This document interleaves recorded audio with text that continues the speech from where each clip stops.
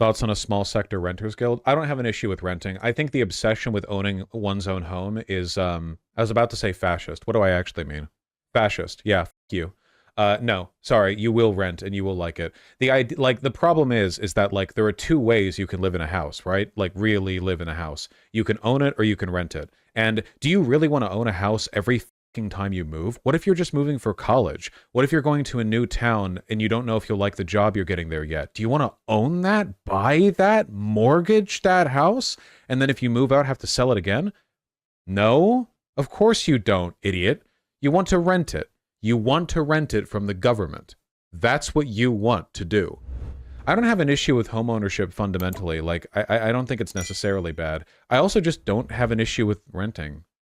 The problem is a lot of people like homeownership because they treat owning a home like an investment itself. They basically do a small-scale version of the same thing corporations do, where rather than doing speculative investment on a wide scale, you speculatively invest in the property you live in because now that's like a pool of money that you can sell off in the future, and the assumption that housing prices rise. But housing prices aren't going to rise, are they? Because the system's been decommodified, hasn't it? So that's out.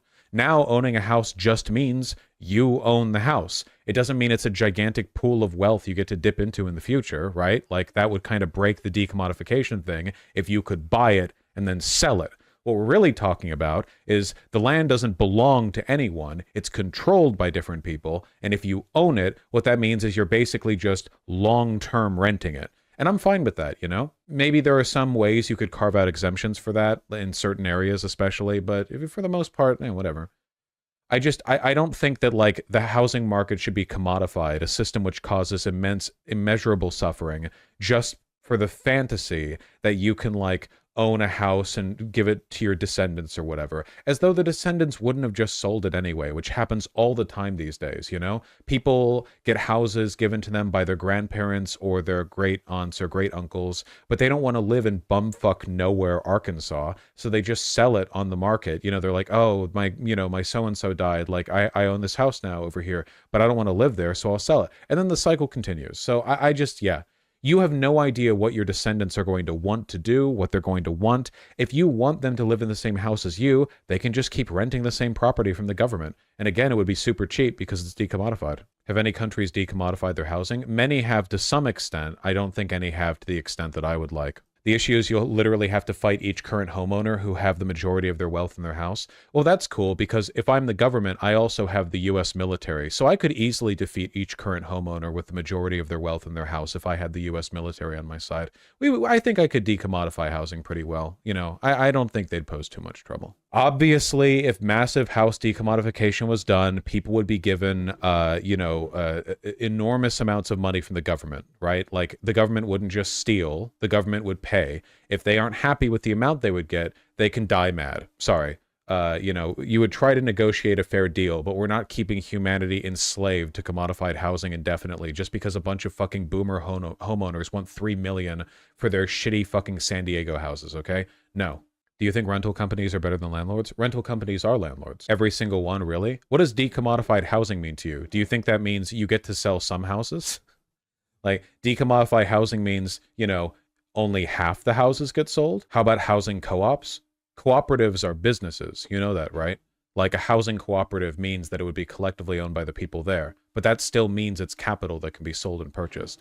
Housing cooperatives are a good thing to invest in the now, but the long term, the ultimate long term, is total decommodification. Well, yeah, Archrabe, I'm not saying that it's possible to do right now. I'm just saying it's a long-term goal. Now, I meant you'd really want the U.S. Army to fight every single homeowner in the country? No, I was being facetious. You would buy the land off them. We do that with eminent domain all the time. We would just do it on a mass scale. Sure, yes. Chow wants me to say yes. How would pricing work for rent in a decommodified world? I don't think it would. I mean, you would either pay, like, basically nothing, or you would pay tiny flat rate or something to that effect. Would nicer neighborhoods have higher rent? You think there would be nicer neighborhoods? Oh, that's step 2, baby. Step 1 is the Pentagon seizes houses from every bloated fucking boomer San Diego land, homeowner. Step 2 is we evenly distribute the niceness of the neighborhoods. Yeah, you thought your HOA was bad. We'll show you. Yeah. Listen, okay? Here's how communism will work. Every month, the government will give you a $5 bill. Rent is $2 a month, and ice cream is $1. So you get 3 ice creams a month, and that is the economy, okay? You will be happy. You will think, I can't wait to get my 3 ice creams per month, and you got to watch out. You have to be fiscally responsible, because if you get 5 ice creams in 1 month, you don't have the $2 for rent. But if you're responsible and don't have all your ice creams in 1 month, then you get to spend more on ice cream the next month because it carries over. The amount of money carries over. You could have 2 $5 bills at once. What if you're a vegan and can't eat dairy? Well, you'd still be able to pay rent. Wiki says housing co-op is nonprofit. Yeah, but they may be nonprofit, but they're still a corporation. Like, nonprofits are still corporations, which means they're still commodified. I'm not saying that housing cooperatives are bad. I'm just saying that if you've already fully decommodified housing, what would the point of them be?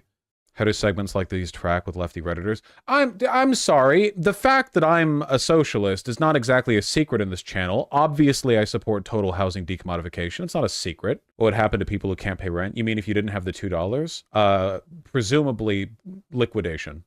What do you think about the idea of not having rent in the way you're talking about, but in fact you do buy and own your home? There are bigger homes you can buy for more. Whatever homes could be bought and sold to the government, who control pricing, being the sole trade venue for all home sales. You also type at this point, you're basically just long-term renting. I mean, if you're buying it from the government, but you can only sell it back to the government, and the amount you're buying it for tracks to the amount you would be long-term renting paying it for, I don't know what benefit you're really getting from that, apart from the legal fantasy of ownership, you know? It seems like at that point you basically just be constructing like the aesthetic of home ownership, when in reality, like that's not. Like it wouldn't really be the case. What would you do about the suburban neighborhoods? Well, they'd have to be bulldozed and rebuilt, of course. How will different sizes and qualities of homes function in the same system? Under a decommodified housing system, there wouldn't be massive differences in the quality and sizing of houses.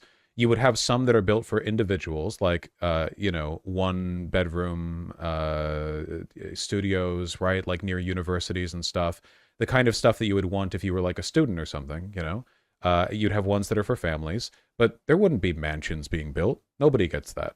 Why should anyone get that? Nobody does. Much in the same way that under decommodified healthcare, you wouldn't have, like, you know, rich people getting to get like $4 million ultra medical coverage or whatever. You would split the difference and just make sure everyone gets really good medical coverage. You wouldn't just have like, you would more evenly proportion this value out. This is an utterly fucked take. You can't perform a lot of basic home maintenance on rental properties. Don't you think the rules for renting would be different? Like I'm talking about a transformative economic like upheaval that isn't happening anytime soon. Like, you don't think something like what you can and can't do to a property while renting it would, like, you don't think these factors are available to change or be shifted? How the fuck would the federal US do local maintenance? What do you mean? The United States government on a federal, state, local level would be responsible for all housing. There would be local, they would be everywhere. You wouldn't have to go to Washington to get your pipes unfrozen or your shower fixed, you know? No, much in the same way that today, if you want something done from like a, you know, a rental group or like a landlord or whatever else, it would be like local offices run by the government. It would be just another civic service that you could manage, same as traffic being collected from your house, you know? Yeah, it'd be a big old department. But also, you know, the rules on what you can or can't do when it comes to home maintenance could obviously be shifted around, you know? Traffic, did I say traffic collection? Trash collection. I guess traffic collection as well. It wouldn't be centralized the federal government. That'd be a little bit bloated. It wouldn't be like the IRS or anything. Yes, mixed-use zoning should be the default, for sure. Am I still allowed to punch holes in the drywall? Yes. The communist government that I control recognizes the fact that fixing holes in drywall is actually really easy. Like, it's insanely easy. You can do it for like $5. You just get the drywall paste thing and you put it on and then you flatten it and you apply the texture and then you're good. A spackle, yeah. Can I punch holes in my concrete wall? If you can, I think you should be allowed to, yeah. Would egging a house now be felony vandalism? I mean, whatever penalty you get for egging like a government municipal building would probably be the same penalty that you'd get for doing that then. Simply don't build with drywall in the first place. Drywall is good. Drywall is useful. Stuff that makes construction cheaper, you know, it's easy to fix and replace, it's modular. Drywall's good. You know, it just needs to be done well. A lot of houses they get built like this. It's all so rushed and they don't do a good job. Why isn't drywall used in Europe? Because they're stupid. They haven't learned it yet. They don't even know what it is. Doesn't drywall make everyone hear everyone? If you pack it with insulation in between the drywall boards, it's usually fine. We only have wet wall here. Yeah.